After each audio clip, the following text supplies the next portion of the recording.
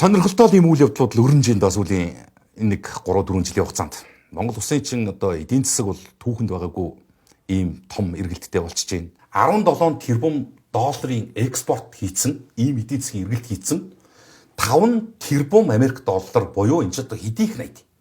Кэшэр ингээ халаасалдсан байж байгаа улсуудад дахиад нөгөө байхгүйгаас дутхгүй зовлон гараад ирд юм байна.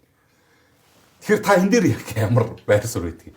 Энэ зовлон биш л дээ. Энийг зовлон гэж юу шээ. Энэ амжилт байхгүй юу? Амжилт мөн. Тий, энэ бол одоо чинь оюун эрдэнэ засгийн газрын үед хийгдсэн одоо түүхэнд бичигдэх.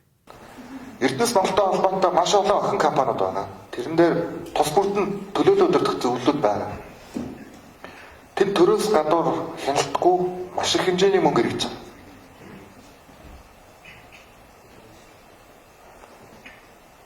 Саяхан өнгөрсөн засгийн газрын оролдоон дээр би Нямбатар одоо сайтаар ахлуулсан бас ажлын хэсэг гаргаж байгаа. Энэ дээр хуулийн хэлтийн байгууллагын нөхдөөд бас мөн одоо сангийн яам хэрэглэх газраас хүмүүс орсон байна.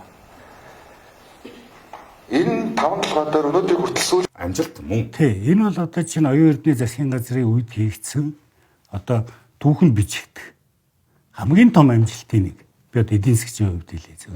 Монгол улсын түүхэнд бид нар түүхээ ингээд өнгөрсөн түүхийн одоо 20-30 жил ээж харсан. Аа 97 он гэхэд бид нар 500 сая долларын экспорт хийсэн улс шүү дээ. 500 сая доллар зөв. 1 тэрбумын хагас гэсэн үг шүү дээ. Тий. Одоо 2000 онд ч бид нар тэр хавцаа гэсэн зэ. За 12-оос 16 онд B2 банкны ерөнхийлөгч байхад бид нар чинь ханшаа алдчихлаа, нөөц багасчихлаа, хүнд үед авсан, нүрсний үн унжээлаа. Тэгэхэд манай экспорт 4 тэрбум, 5 тэрбум доллар л байсан шүү дээ. Одоо 10 жилийн өмнө. Тэр чинь жилд үндсэндээ баг дахин нугараад Жилд манай олдог мөнгө маань 4 тэрбум доллар байлаа шүү дээ. 5 тэрбум доллар. одоо 20 гэж ирж штэ. Ковид бид нар дээр ирлээ, бид нар 7-тойгоо л ерөнхийдөө ингээд нэг жоохон явсан. Тийм нормалаа. Тэрнээс хойш оюун эрдэнэ ерөнхий сайд байх энэ хугацаанд оюун эрдэнэ баг одоо энэ бүгдийнх нь ажилласан 23 онд 15 тэрбум доллар төрлөө шүү дээ. Нөгөө 7 чинь 2 дахин болчихлоо шүү дээ. Зөв. Нэгээс нь жил болгон Монгол улс ийм их валютын орлоготой болж эхэлж байгаа байхгүй юу? За одоо энэс чинь татвараа аав нь хэдүүлээ, валютын нөөцөө бүрдүүлнэ. Одоо нөөц маань сая чи дөрөв хэлж 5 тэрбум доллар болсон. Энэ тоог одоо ингээд бас нэг миний бодлоор ингээд олон нийтч болон макро эдийн засгийн эрдэ хүмүүс маань ч гэсэн их дутуу яриад ах шиг байна. Энийн нөлөөг. За юу вэ? Яг л энэ чинь нэг хэмжээний масштабын өөрчлөлт байхгүй юу? Хоёлаа 10%, 20% өөрчлөлт яриад байгаа юм биш үү энэ чинь? Дахин нугарсан тухай асуудал яриад шүү дээ. Намайг Төв банкны ерөнхийлөгч байсан үе чинь 10 жилийн өмнөх үе зөө. Тэрнээс 3 дахин өсчихлээ шүү дээ. Тэгээд одоо энийгээ хэдүүлээ 20 болгоно гэж яриад сууж шүү дээ. 20 болгохт нь л чинь би итгэж зөв. Нэгэнд 15 хүрсэн юм чи. Хүрх юм байна гэдэг. 17 юм билээ л тий. Одоо энэ төмөр зам бид нар чинь ингээд ашиглалтанд ороод энэ бүх юмнууд ингээд сайжрах бол магадгүй энэс том болох нь гэдэг. Тэгэхээр энэ болгоны цаана яг ямар ажил байдаг юм бэ зөв. Тэгэхдээ бид нар бомбын сэргэлт гэж нэг юм том ажлыг оюун эрдэнэ эхлүүлсэн юм байна. Тий. Одоо энэ графикийн би ч юм даа авэдсэн. Энэ л тоонууд л та 100% юм уу? Тий. Сүүлийн 4 жилийн өсөлт юм байна. Энэ 7 тэрбум байсан чинь ингээд 15 тэрбум болж. Тэгэхээр хавтгай доор байгаа шугамч нь болохоор ковидын үеийн энэс хойш өсөж байгаа наадаач. Асар их хулгай байсан юм байна зөв. Аман дээр нээс үнээр зараад исэн юм байна. Тэгээ ашгаа тэр хөлийн цаана тээвэрлэлтэн дээр хүмүүс хуваалцаад исэн юм байна. Дахин. Тий. Тэгээ энэ болгоны таслаа чавчаад эхлэхээр л энэ тоочийг жинхнээс өсөж байгаа байхгүй. Нэгээс нь энэ авилгал хулгай хоёрыг байхгүй болгочлоо. А жинхнээсээ экспортын хүчин чадлаа үнийн өсөлт биш. Хүчин чадлаа нэмчихээр энэ хоёр чинь нийлэхээр ийм гайхамшиг бий болгож байгаа. Монгол улс жил болгон 15 сая доллар олж ир гэж боддоо. Намайг ерөнхийлөгч байх үед Төв банкны ерөнхийлөгч бид нэр 3 жилийн дотор олдог мөнгө маань шүү дээ. Тий. Тэр 97 онтой харьцуулбал наач одоо баг 30 жилийн олдог орлого юм аашаа тий. Монгол улсын хувьд хамгийн том дархлаа буюу төлбөрийн чадварын бусад төрлийн эрсдлүүдийн эндээсээ бид нар ерөнхийдөө гараа ивчиж байгаа байхгүй. Зүгээр нь оюун эрдэнэ гэдэг ерөнхий сайдын хувьд адгийн наацх нөгөө ам үн, хил үн, биржийн үн гэдгүүдийн ач холбогдлыг л ойлгуулчихлаа шүү дээ. аман дээрээс одоо 60 орчим доллар хилийн цаана очихдоо 120-180 доллар байдаг. Энэ дунд нь байгаа 60-аас 70 долларыг зарчилсан бүлгэлийг илрүүлэх юм ажлаас байгуулсан. За энэчнээс маш их сонин зүйл харагдана. Зөвхөн энэ 70 эдийн засаг одоо цэгцэрэхэд Монгол улсын дотоодын нийт бүтээгдэхүүн 2 дахин дэлгэр байна. 2 дахин шүү. Дөнгөж сайхан 4 жилийн өмнө манай экспорт чинь 7 тэрбум байлаа шүү дээ. Тий. Гэтэл нүүрсний үн сайн байсныг сайн байсан шүү дээ. Боломжтой л байсан шүү дээ бас. Одоогийнхоос ч баг өндөр байсан. Тий. Тэгэхэд ордог валют нь 15 байгаагүй байхгүй юу? Байгаагүй шүү дээ. Тэгэхээр амны үн гэдэг нэг доогуур үнээр зараад тэндээс ингээд манай энэ уурхай яг бодит ашиг маань алга болчихжээ. Тэр бет томилсноос хойш бет нэг хүсээд байхаар цус бүтц биш л дээ. Даргагүй өрхөнд л томилогдчихэж шүү дээ энэ чинь болохгүй байгаа учраас. Тэрнээс хойш яг бодитойгоор өсөж байгаа байхгүй юу? Үн. Түүнээс нөгөө экспортлж байгаа нүүрсний хэмжээс нэг огцом одоо 3 дахин 10 дахин өссөн юм бол байхгүй шүү дээ. 2 дахин 3 дахин өссөн юм бол бат. Өсөх нь өссөн. Гэхдээ бид нэр энэ авилга, энэ зохион байгуулалт, бүтэц, аж ахуйн нэгжийн зөв, хяналт дотоод.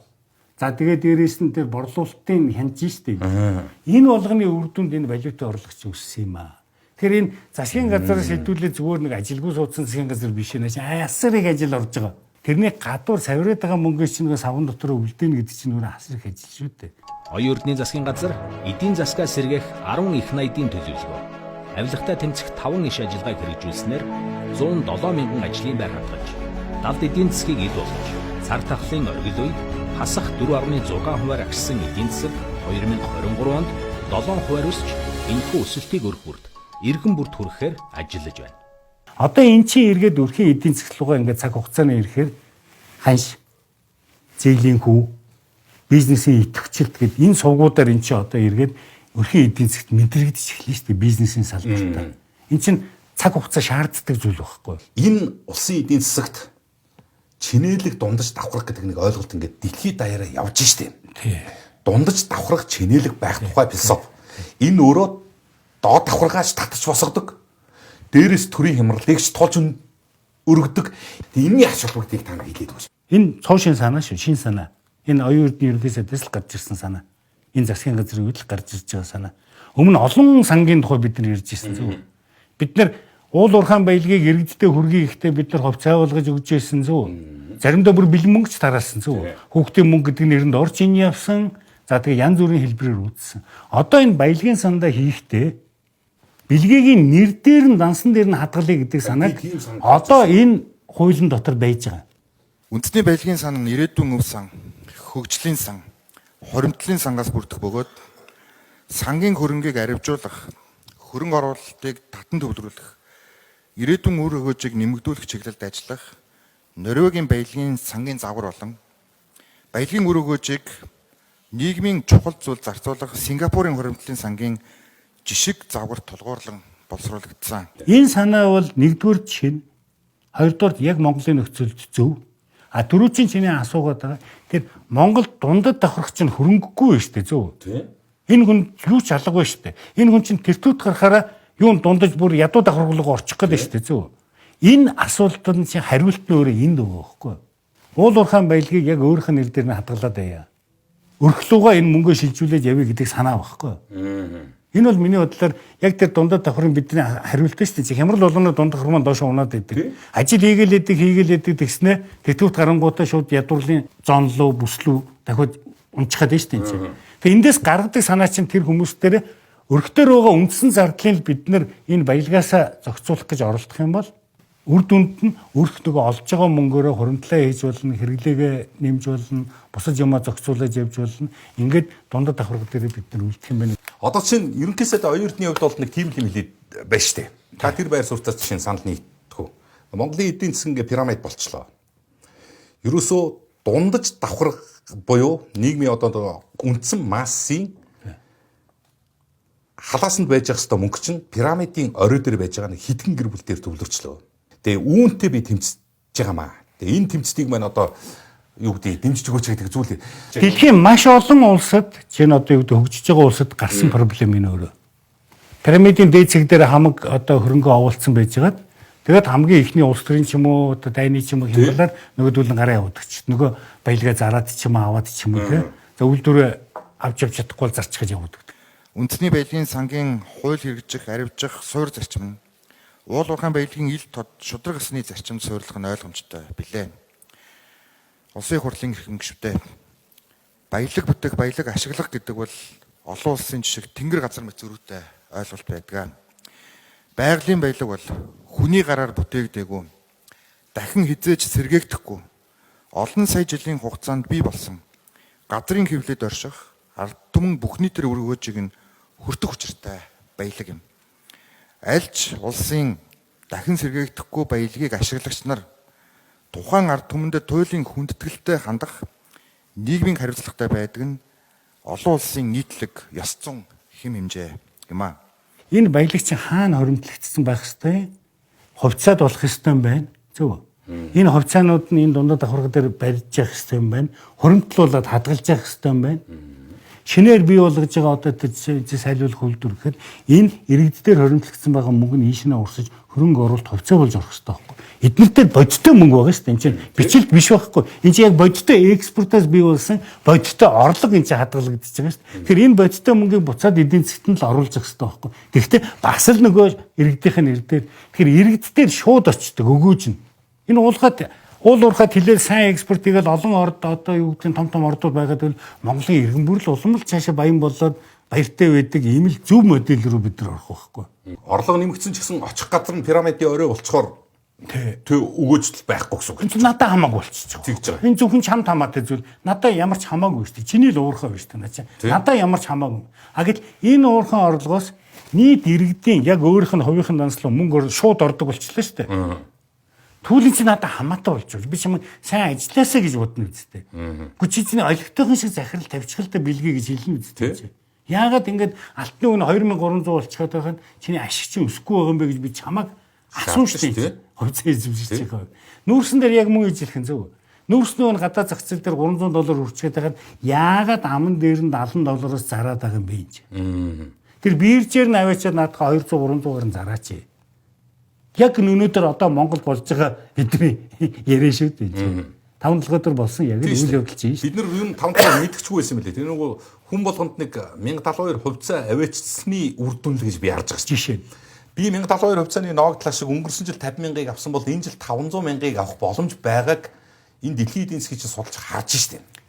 Нилээн олон ерөнхий сайдынхч бас ажиглалаа, ойрхоноос хамтарч ажиллаж ийлээ зөв. 40-тэй, 30-тай, 50-тай, 60-тай хамтарч ажиллаж үзлээ зөв. Энэ шин юм биш үү саях шиг. Нэгдүгээр экспортоо өсөх, валюта орлого нэмэх. А дээрэс нь дундад давхарга дээрээ өрхийн хуримтлал дээр нэрийн дансан дээр нь энэ баялагийг шууд шилжүүлэе гэдэг ийм санааг дэвшүүлж байгаа ерөнхий сайд чи оюутны байгаа үст энэ чинь. Өөр байсан уу? Яг ийм санаа хизээч ер нь бид нар дахиж сонсож байгаа. Бид нар уул уурхай маш олон янзаар л хуримтлалын хэрэглэгийг үзлээ шүү дээ. Оюун эрдэнэ сая энэ нэг төгсгөлийн энэ хуулийн одоо сая нэг төслөө хурал өргөн барьлаа шүү дээ. Энэ бол миний бодлоор энэ хүний одоо яг өөрийнх нь дипломын ажлаа ингэж ширээ дэргэн тавьчлаа. За энэ миний ойлгож байгаа Монгол улсын хөгжил гэдэг санаагаа. За өнөөдөр ирсэнд бас маш их баярлалаа. Олон нийт бол ялангуяа үзэж байгаа улсууд бол ойлголтын хувьд бас нэг талдаа гарсан болов уу гэж бодож байна. Ерөөсөө энэ шүү улс төргүүгээр ямар нэгэн одоо лобби нөлөөлөл ятгалахгүйгээр бидний мэдэх ёстой мэдрэмж энэ шүү гэдгийг их тийм үнэлтэд тайлбарлалаа л гэж ингэж харж байгаа. Тэгээд танд бас ирсэнд баярлалаа. Тэгээд дахиад удаад бас ирээрэй. Тэг.